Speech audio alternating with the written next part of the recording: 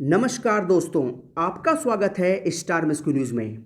दोस्तों, आज मैं आपके लिए लेकर आया हूँ यूपी ट्रिपल एससी यानी Uttar Pradesh subordinate service selection commission, Uttar Pradesh अधीनस्थ सेवा चयन आयोग की जितनी भी पिछली भी परीक्षाएं हुई हैं, उन सभी परीक्षाओं में जो भी इतिहास के प्रश्न पूछे गए हैं, उन सभी प्रश्नों को आपके लिए मैं लेकर आया हूँ। और ये सभी प्रश्न आपकी आने वाली पैट परीक्षा में बहुत ही महत्वपूर्ण साबित होंगे और इनमें से ही आपके सभी प्रश्न पूछे जाएंगे। तो फिलहाल मैं जो आपके लिए पहली वीडियो लाया हूँ वो लाया हूँ इतिहास से संबंधित जो भी इतिहास के प्रश्न पूछे गए हैं वो लाया हूँ आपके लिए, और ये लाया हूँ पहली बार पार्ट 1 में। ठीक है, इसको सभी पार्टों में ख़त्म करूँगा, पार्ट 1, पार्ट 2, पार्ट 3। तो फिलहाल मैं लाया हूँ आपके लिए पार्ट 1 और सभी प्रश्नों को पढ़ेंगे जो पिछले एग्जाम से में आए हुए हैं। उन सभी प्रश्नों का हम व्याख्या सहित हल करेंगे। ठीक है दोस्तों, वीडियो शुरू करने से पहले जो मेरे चैनल पर नए व्यूअर्स हैं वो चैनल को सब्सक्राइब कर लें, जिससे आपको किसी भी भर्ती के संबंध में या परिणाम के संबंध में या ऐसे ही प्रीवियस ईयर क्वेश्चन आपको मिलते रहें। ठीक है, और आपको सभी भर्तियों परिणाम की न्यूज़ भी मिलती रहे। दोस्तों, शुरू करता हूं यूपी ट्रिपल एससी की पिछली सभी परीक्षाओं में पूछे गए इतिहास के प्रश्न और आने वाली पैट परीक्षा के लिए अति महत्वपूर्ण सभी प्रश्न। दोस्तों, पहला जो प्रश्न है वो है, हड़प्पा सभ्यता के एक हिस्से लोथल की खोज किसने की थी? बताइए इसका आंसर क्या होगा। और आप भी इन सभी प्रश्नों को मेरे साथ साथ हल कीजिएगा और आप बताइए कि आपने कितने प्रश्नों को सही किया। ठीक है, तो ए है दयाराम साहनी, बी है राखालदास बनर्जी, सी है एस.आर. राव और डी है आर.एस. बिष्ट। तो भैया इसका जो आंसर होगा आपका हो जाएगा सी। ठीक है, सी मतलब एस.आर. राव। व्याख्या क्या है, इसकी व्याख्या पढ़ लेते हैं। अहमदाबाद जिला गुजरात के सरागवाला गांव से 80 किलोमीटर दक्षिण में भोगवा नदी के तट पर स्थित लोथल की सर्वप्रथम खोज की थी डॉक्टर एस.आर. राव ने। कब की थी? 1954 में। ठीक है, आगे चलते हैं। Question number 2। क्वेश्चन नंबर 2 है, हड़प्पा काल का इनमें से कौन सा नगर 3 भागों में विभाजित था? लोथल, मोहनजोदड़ो, कालीबंगा और धौलावीरा। तो भैया इसका आपका आंसर हो जाएगा डी। डी मतलब धौलावीरा। हड़प्पा काल का धौलावीरा नगर 3 भागों में बटा हुआ था। ठीक है, यह गुजरात राज्य के कच्छ जिले में स्थित है। इसे स्थानीय रूप से कोटदा टिम्बा के नाम से भी जाना जाता है। ठीक है, UP triple SC computer operator परीक्षा 2018 में पूछा गया ये प्रश्न है आपका। आगे चलते हैं। Question number 3। और 3 क्या है, सिंधु घाटी सभ्यता के बारे में कौन सा कथन सत्य है? दोस्तों बताइए इसका आंसर क्या होगा। सिंधु लोग कपास का उत्पादन करने वाले पहले थे, उन्होंने लकड़ी के बक्से में अनाज भंडारित किया, या सिंधु घाटी सभ्यता पंजाब, सिंध, बलूचिस्तान, गुजरात, राजस्थान और पश्चिम बंगाल के कुछ हिस्सों को कवर करती है, या डी सिंधु लोग कुत्तों, बिल्लियों और घोड़ों को बड़े पैमाने पर पालते थे। तो बताइए इसका आंसर क्या होगा। इसका आपका हो जाएगा ए। ठीक है, और ये सवाल आपका आया हुआ है यूपी ट्रिपल एससी ग्राम विकास अधिकारी परीक्षा 2018 में। ठीक है, इसकी व्याख्या पढ़ लेते हैं। सैंधवकालीन अर्थव्यवस्था सिंचित कृषि, अधिशेष, पशुपालन, दस्तकारी तथा आंतरिक और विदेश व्यापार पर आधारित थी। यहाँ से प्राप्त वनस्पति अवशेष के आधार पर कहा जा सकता है कि यहाँ के लोग गेहूं, जौ, बाजरा, ज्वार, चावल की खेती करते थे। सर्वप्रथम कपास का उत्पादन भी सिंधु सभ्यता के लोगों ने शुरू किया था। यूनानी इसे सिंडोन कहते हैं क्योंकि इसकी उत्पत्ति सिंधु से हुई थी। ठीक है दोस्तों, अगला प्रश्न है आपका, मोहनजोदड़ो का शब्द का अर्थ क्या होता है? ठीक है, तो भैया यूपी ट्रिपल एससी ग्राम विकास अधिकारी का सवाल है और इसका जो आंसर आपका होता है वो होता है बी, माउंट ऑफ द डेड। दोस्तों इसे बोलते हैं हिंदी में मृतकों का टीला। ठीक है, मोहनजोदड़ो का मतलब होता है मृतकों का टीला। मोहनजोदड़ो सिंधु सभ्यता का एक केंद्रीय नगर था जिसकी खोज राखालदास बनर्जी ने 1922 में की थी। मोहनजोदड़ो का शाब्दिक अर्थ मृतकों का टीला होता है। यह पाकिस्तान के सिंध प्रांत के लरकाना जिले में सिंधु नदी के तट पर स्थित है। ठीक है, अगला प्रश्न आते हैं, क्वेश्चन नंबर 5 पे आते हैं। ये सवाल हैं सिंधु घाटी सभ्यता के जो पूछे गए थे सभी परीक्षाओं में, यूपी ट्रिपल एससी की सभी पिछली परीक्षाओं में। ठीक है, क्वेश्चन नंबर 5 है आपका, सिंधु सभ्यता में घोड़े की अस्थियों के अवशेष कहाँ मिले हैं? ठीक है, तो इसका आपका आंसर हो जाएगा डी, आपका सुरकोटदा। सिंधु सभ्यता में घोड़े की अस्थियों के अवशेष सुरकोटदा गुजरात में मिले हैं। राणा घुंडई से घोड़े के दांत तथा लोथल एवं मोहनजोदड़ो से घोड़े की मृण मूर्तियां मिली हैं। ठीक है दोस्तों, ये सवाल है लोअर पीसीएस परीक्षा 2016 में पूछा गया प्रश्न, बहुत अच्छा क्वेश्चन है ये। दोस्तों ये 5 सवाल हैं सिंधु घाटी सभ्यता के। अब आते हैं वैदिक संस्कृति के कुछ प्रश्न जो पूछे गए हैं आपकी परीक्षाओं में। पहला प्रश्न है वैदिक संस्कृति का, निम्न में से कौन सा उपवेद नहीं है? धनुर्वेद, शस्त्रशास्त्र, आयुर्वेद या योगवेद? ठीक है, तो भैया इसका आंसर आपका हो जाएगा डी, योगवेद। ठीक है, योगवेद कोई भी वेद उपवेद नहीं है। इसकी पढ़ लेते हैं क्या व्याख्या है। उपवेद मुख्यतः 4 होते हैं, आप याद कर लीजिए। उपवेद कौन कौन से होते हैं? 4 होते हैं, आयुर्वेद, गंधर्व वेद, शिल्प वेद या स्थापत्य वेद, और शस्त्र शास्त्र वेद या धनुर्वेद। आयुर्वेद चिकित्सा से, गंधर्व वेद नृत्य संगीत से, और आपका शिल्प वेद भवन निर्माण से, तथा शस्त्र शास्त्र वेद युद्ध की शैलियों से संबंधित है। ठीक है, ये सवाल आया आपका लोअर की परीक्षा में 2016। अगला प्रश्न है वैदिक देवता इंद्र किसके देवता हैं? तो भैया आंसर इसका हो जाएगा सी। ठीक है, और इसकी व्याख्या पढ़ लेते हैं। व्याख्या इसकी, ऋग्वेद में सबसे प्रतापी देवता इंद्र हैं, जिन्हें पुरंदर अर्थात किले को तोड़ने वाला कहा गया है। इंद्र आर्यों के युद्ध नेता के रूप में चित्रित हैं, जिसने असुरों से लड़ने में आर्य सैनिकों का नेतृत्व किया, उन्हें विजय दिलाई, और ऋग्वेद में इंद्र पर 250 सूक्त हैं। वह बादल के देवता माने गए हैं जो वर्षा करते हैं। ठीक है, अगला प्रश्न आता है वैदिक सभ्यता का क्वेश्चन नंबर 3, पंचगव्य में निम्नलिखित में से क्या सम्मिलित नहीं किया जाता? दोस्तों बताइए इसका आंसर क्या होगा? इसका आपका हो जाएगा डी, तुलसी। पंचगव्य के अंदर तुलसी नहीं आता। गाय के दूध, दही, घी, मूत्र और गोबर से निर्मित पदार्थ को बोलते हैं पंचगव्य। आयुर्वेद में इसे औषधि की मान्यता प्राप्त है। तुलसी पंचगव्य का हिस्सा नहीं है। क्वेश्चन नंबर अगला आता है, महाजनी प्रथा का सर्वप्रथम उल्लेख निम्नलिखित में से किस प्राचीन ग्रंथ में हुआ है? तो भैया इसका आंसर आपका हो जाएगा यूपी ट्रिपल चकबंदी लेखपाल का सवाल है। क्वेश्चन नंबर, इसका आंसर हो जाएगा option number C, Shatapatha Brahmana. महाजनी प्रथा का सर्वप्रथम उल्लेख शतपथ ब्राह्मण ग्रंथ में हुआ है। दोस्तों आपको बता दूं, जिन जिन क्वेश्चनों की आप व्याख्या पढ़ोगे उस क्वेश्चनों के बारे में आपको पूरी नॉलेज हो जाएगी। इसलिए मैं कहना चाहता हूं आप हर क्वेश्चन की व्याख्या पढ़िए और उसे याद कीजिए, चाहे तो लिख लीजिए। ठीक है, अगला प्रश्न है आपका, शतपथ ब्राह्मण और तैतरीय ब्राह्मण किस वेद के मूल पाठ हैं? लेखपाल का ये सवाल है। तो भैया इसका आंसर आपका हो जाएगा बी, यजुर्वेद के पाठ हैं। शतपथ ब्राह्मण और तैतरीय ब्राह्मण यजुर्वेद के ब्राह्मण मूल पाठ हैं। शुक्ल यजुर्वेद के रचयिता वाजसेनेय याज्ञवल्क्य माने जाते हैं। ठीक है, जो यजुर्वेद के रचयिता हैं वो हैं वाजसेनेय याज्ञवल्क्य। अगला प्रश्न है आपका, वेदों के गद्य प्रकरण क्या कहलाते हैं? ठीक है, तो इसका जो आंसर हो जाएगा आपका वो हो जाएगा सी, वेदों के गद्य प्रकरण ब्राह्मण कहलाते हैं। और ऋग्वेद के ब्राह्मण ग्रंथ ऐत्रेय व कौशितकी, यजुर्वेद के शतपथ व तैतरीय और सामवेद का पंचविश व अर्थवेद का गौपथ है। ठीक है, अगला प्रश्न है, सबसे प्राचीनतम वेद कौन सा है? बहुत ही आसान क्वेश्चन है, पूछा गया है यूपी ट्रिपल एस सी कनिष्ठ सहायक की परीक्षा में। ठीक है, तो भैया इसका आंसर आपका हो जाएगा बी, ऋग्वेद सबसे प्राचीनतम वेद है। ठीक है, और ये इस प्रश्न की व्याख्या है, प्राचीनतम वेद ऋग्वेद है, अन्य 3 वेद हैं यजुर्वेद, सामवेद व अर्थवेद। ऋग्वेद में यज्ञ में देवताओं का आह्वान करने के लिए मंत्र हैं। यह सनातन धर्म का आरंभिक स्रोत है। इसके सूक्तों की संख्या 1028 है ना। इसमें मतलब कहने का ये है कि इसमें 1028 सूक्ति हैं, मंत्र 10,552 हैं और इसमें 10 मंडल हैं।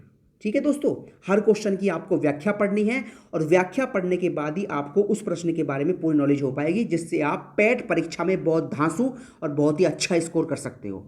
ठीक है दोस्तों, अगला प्रश्न आता है आपका क्वेश्चन नंबर 8 है वैदिक सभ्यता का।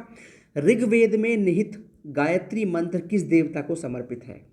UP triple S C, UDA, LDA परीक्षा का ये सवाल है। तो भैया इसका आंसर आपका हो जाएगा डी, सावित्री। ठीक है। ऋग्वेद में निहित गायत्री मंत्र सावित्री देवता या सूर्य देवता को समर्पित है। ऋग्वेद के तीसरे मंडल में गायत्री मंत्र का वर्णन है। ठीक है, जिसे विश्वामित्र द्वारा रचित माना जाता है। तो ये यहाँ से कितना अच्छा क्वेश्चन निकल गया, देख लिए। ऋग्वेद के तीसरे मंडल में गायत्री मंत्र का वर्णन है। ये सवाल बहुत ही दोस्तों इंपॉर्टेंट है और ये प्रश्न कई बार एग्जाम में पूछा गया है कि भैया गायत्री मंत्र का वर्णन किस वेद में है और किस मंडल में है। तो गायत्री मंत्र का वर्णन है ऋग्वेद के तीसरे मंडल में। ठीक है दोस्तों, और जिसके रचयिता हैं विश्वामित्र। आगे चलते हैं। अगला आपका प्रश्न आता है क्वेश्चन नंबर 9। रामायण में मांडवी किसकी पत्नी थी, है ना। तो भैया इसका आंसर आपका हो जाएगा बी, मतलब भरत की पत्नी थी मांडवी। रामायण में मांडवी भरत की पत्नी थी, जबकि सीता भगवान राम की और उर्मिला लक्ष्मण की और श्रुति कीर्ति शत्रुघ्न की पत्नी थी। ठीक है। क्वेश्चन नंबर 10 आता है वैदिक सभ्यता का। महाभारत में वर्णित कुरुक्षेत्र की लड़ाई कितने दिन तक लड़ी गई थी। कितना इंपॉर्टेंट सवाल है आपका भैया ये, और यूपी ट्रिपल एस सी ग्राम विकास अधिकारी की परीक्षा में पूछा गया सवाल है। तो भैया जो कुरुक्षेत्र की लड़ाई थी ना, वो लड़ी गई थी आपकी 18 दिन। मोस्ट इंपोर्टेंट प्रश्न है आपका। ठीक है। महाभारत में वर्णित कुरुक्षेत्र का युद्ध कौरवों और पांडवों के मध्य हस्तिनापुर साम्राज्य के सिंहासन की प्राप्ति के लिए लड़ा गया था और यह कुल 18 दिन तक चला था। ठीक है दोस्तों, अब आते हैं आपके बौद्ध धर्म के संबंधित प्रश्न। ठीक है, गौतम बुद्ध की जीवन और शिक्षाओं से पूछे गए यूपी ट्रिपल एस सी की सभी परीक्षाओं में पूछे गए प्रश्न। ठीक है भैया, पहला प्रश्न आपका है जो पूछा गया है यूपी ट्रिपल एस सी सम्मिलित सहायक लेखाकार की परीक्षा में। क्वेश्चन नंबर 1 है, निम्नलिखित में से कौन सा बौद्ध पवित्र स्थल निरंजना नदी के तट पर स्थित है। तो भैया इसका आंसर आपका हो जाएगा ए, बोध गया। ठीक है, बोध गया जो स्थान है वो है निरंजना के तट पर। और आपको बता दूं, गौतम बुद्ध को ज्ञान प्राप्त हुआ था बोध गया में, और गौतम बुद्ध ने पहला उपदेश कहाँ दिया था, सारनाथ में, और गौतम बुद्ध ने सबसे अधिक उपदेश कहाँ दिए थे, श्रावस्ती में। तो ये सभी सवालों को आप एक साथ याद रखना। ठीक है, तो बौद्ध धर्म का दूसरा प्रश्न आता है आपका। पहले इसकी व्याख्या पढ़ लेते हैं। प्रसिद्ध बौद्ध स्थल बोध गया निरंजना नदी के तट पर स्थित है। बोध गया में ही गौतम बुद्ध को ज्ञान की प्राप्ति हुई थी और इसके पश्चात वह बुद्ध के नाम से प्रसिद्ध हुए थे। तभी से यह स्थल बौद्ध धर्म के अनुयायियों के लिए अत्यंत महत्वपूर्ण है। वर्ष 2002 में यूनेस्को द्वारा इस शहर को विश्व विरासत स्थल घोषित किया गया है। क्वेश्चन नंबर दूसरा आता है आपका। दूसरा है बौद्ध धर्म का दूसरा प्रश्न है, बोध गया एक महत्वपूर्ण बौद्ध तीर्थ केंद्र क्यों है। ये 4 ऑप्शन दे रखे हैं, आप चारों को पढ़िए और UP triple S C video की परीक्षा में पूछा गया सवाल है ये। ठीक है, तो भैया इसका आंसर आपका हो जाएगा बी। बी मतलब क्योंकि गौतम बुद्ध को यहाँ ज्ञान प्राप्त हुआ था। ठीक है, आगे पढ़ लेते हैं। क्वेश्चन नंबर तीसरा वीडियो का सवाल है, पूछा गया ज्ञान प्राप्त करने के बाद गौतम बुद्ध को किस रूप में जाना जाने लगा। ठीक है, तो भैया इसका आंसर क्या हो जाएगा, बताइए इसका आंसर क्या होगा। इसका आपका हो जाएगा बी, बुद्ध। ठीक है दोस्तों, आपको बता दूं जो भी ये क्वेश्चन हैं, ये सारे के सारे क्वेश्चन आपके यूपी ट्रिपल एस सी की सभी परीक्षाओं के लिए बहुत ही महत्वपूर्ण है। और सबसे पहले आपकी पैट की परीक्षा है, तो पैट परीक्षा में बहुत ही महत्वपूर्ण क्वेश्चन है और ये क्वेश्चन हमेशा रिपीट होते हैं। पहली बात तो आपको ये बता दूं। ठीक है, आगे पढ़ते हैं। क्वेश्चन नंबर 4 है, किस स्मारक से गौतम बुद्ध ने दुनिया के लिए बौद्ध धर्म के अपने दिव्य ज्ञान का प्रचार किया था। ठीक है, यूपी ट्रिपल एस सी अवर अधीनस्थ सेवा का यह सवाल है, लोअर पीसीएस 2016 का। तो इसका आंसर क्या हो जाएगा आपका, इसकी जो व्याख्या पढ़ लेते हैं। गौतम बुद्ध को बोध गया, वर्तमान में महाबोधि मंदिर बोलते हैं इसे, इसमें ज्ञान प्राप्त हुआ था। इस ज्ञान का प्रवर्तन उन्होंने ऋषि पत्तन सारनाथ वाराणसी में किया था। विकल्प में सारनाथ न होने के कारण महाबोधि को उत्तर के रूप में चयन किया जा सकता है। तो आपका जो इसका आंसर हो जाएगा वो हो जाएगा महाबोधि मंदिर समूह, जो कि सारनाथ में है। ठीक है, आगे चलते हैं। क्वेश्चन नंबर 5 है बौद्ध धर्म का, जो पूछा गया है यूपी ट्रिपल एस सी की सम्मिलित सहायक लेखाकार लेखा परीक्षक की परीक्षा में। बुद्ध को परिनिर्वाण कहाँ प्राप्त हुआ था, बताइए इसका आंसर क्या होगा। तो 5वें का आपका हो जाएगा बी, कुशीनगर में। ठीक है, महात्मा बुद्ध को मल्ल राज्य की राजधानी कुशीनगर में 483 ईसा पूर्व में परिनिर्वाण प्राप्त हुआ था। बौद्ध ग्रंथों में इसे महापरिनिर्वाण कहा जाता है। बौद्ध गया में महात्मा बुद्ध को ज्ञान की प्राप्ति हुई थी और ऋषि पत्तन में उन्होंने अपना प्रथम उपदेश दिया, जिसे धर्म चक्र प्रवर्तन की संज्ञा दी गई। ठीक है, अगला प्रश्न आता है क्वेश्चन नंबर 6 बौद्ध धर्म का, ये है। ठीक है, और ये सवाल पूछा गया है मंडी परिषद की परीक्षा में। क्वेश्चन नंबर 6, उस स्थान का नाम बताएं जहां बौद्धों की मान्यता के अनुसार गौतम बुद्ध ने अपनी मृत्यु के बाद महापरिनिर्वाण प्राप्त किया था। ठीक है, तो छठे का आंसर आपका हो जाएगा बी, कुशीनगर। मतलब गौतम बुद्ध की मृत्यु हुई थी कुशीनगर में। क्वेश्चन नंबर 7 आता है बौद्ध धर्म का, और 7 है बौद्धों के लिए उत्तर प्रदेश में स्थित सारनाथ क्यों महत्वपूर्ण है। ठीक है, और इसका आंसर क्या हो जाएगा, इसका आपका हो जाएगा डी, सारनाथ क्यों महत्वपूर्ण है। ज्ञान प्राप्त करने के बाद गौतम बुद्ध ने सारनाथ में अपना पहला उपदेश दिया था। ठीक है दोस्तों, अगला प्रश्न है आपका क्वेश्चन नंबर 8, बुद्ध ने अपना पहला उपदेश कहाँ दिया था। बहुत ही इंपॉर्टेंट क्वेश्चन है और ये सवाल लगभग सभी परीक्षाओं में पूछा जाता है, और ये सवाल पूछा गया है UPSSC विधान भवन रक्षक की परीक्षा में। तो 8वें का आपका हो जाएगा बी, उन्होंने पहला उपदेश दिया था सारनाथ में।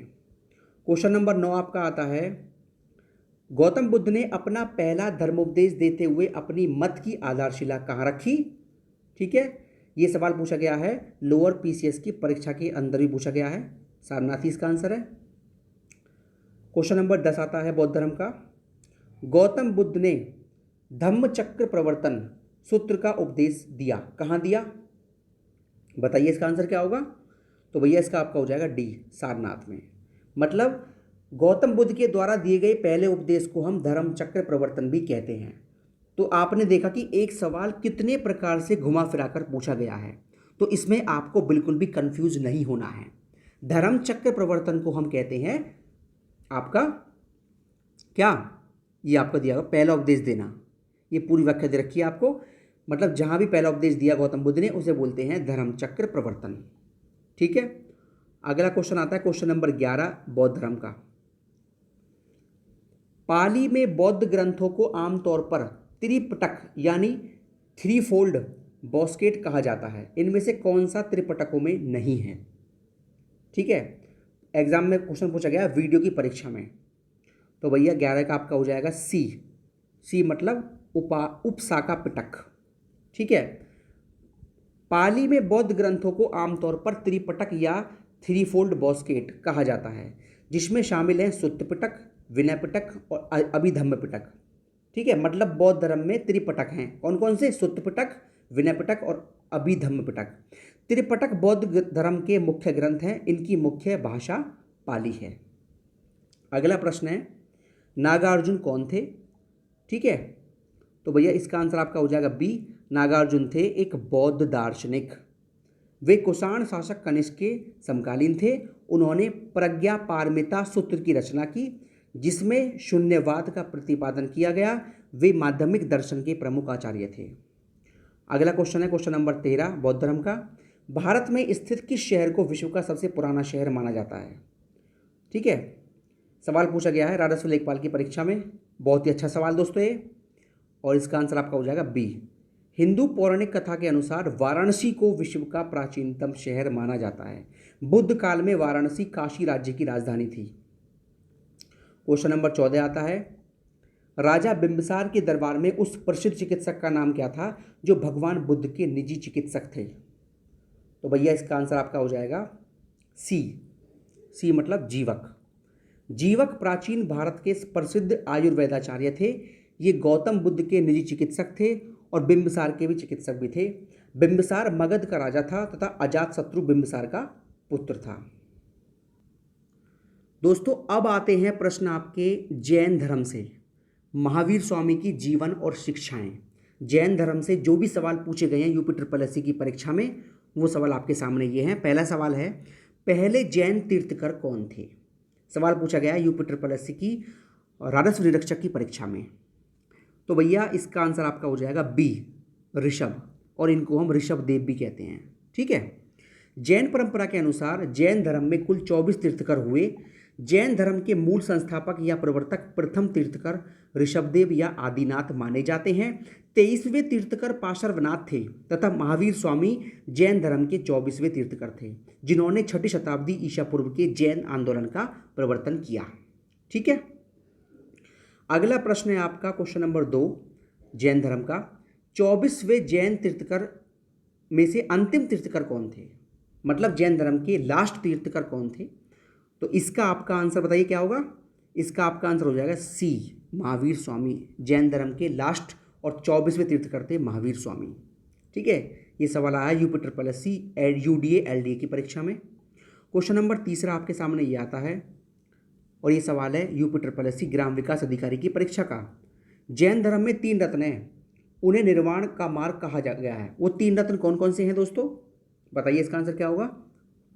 तो इसका आपका हो जाएगा डी मतलब सही विश्वास, सही ज्ञान और सही आचरण। जैन धर्म के 3 रत्न हैं, सही विश्वास, सही ज्ञान, सही आचरण। इसे हम कहते हैं सम्यक दर्शन, सम्यक ज्ञान और सम्यक आचरण। ठीक है, जैन धर्म में सत्य या यथार्थ में विश्वास को सम्यक दर्शन या वास्तविक ज्ञान को सम्यक ज्ञान तथा सुख दुख में संभाव को ही सम्यक आचरण कहा गया है।